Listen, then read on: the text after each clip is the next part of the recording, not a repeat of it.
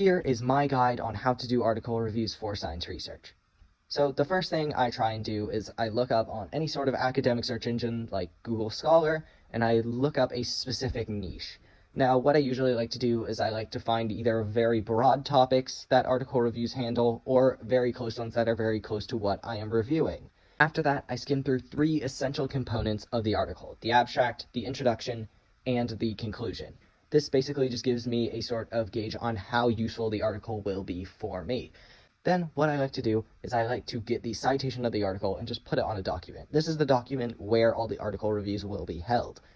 Then, using this citation, I can get the link, the author's name, the title, and when the article was actually posted, which is very useful when you're re-reviewing your article reviews. Then after, what I like to do is I like to skim through the abstract and the conclusion one more time, just to gauge sort of what information should be the most important for me to include in this summary. What I like to do that you personally don't have to do, I just find it's helpful, is just skimming through the entire article. And sometimes this can take a while, but the important part with doing this is sort of getting information that you wouldn't get from the abstract or the conclusion, just very specific information that could be helpful to your project. Now, utilizing this information, I just try to write down every single thing I learned from the article, as well as just what the article said.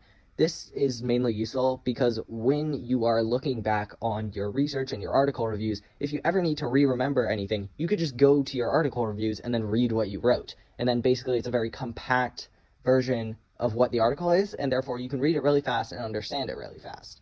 The next thing I like doing is just taking a visual from the article and putting it in, just so that really complex topics can be understood with just that visual, and just because of the fact that the visuals are really helpful in understanding normal content. And if you don't really want to input a ton of words, you can just input a visual and it is much nicer to look at.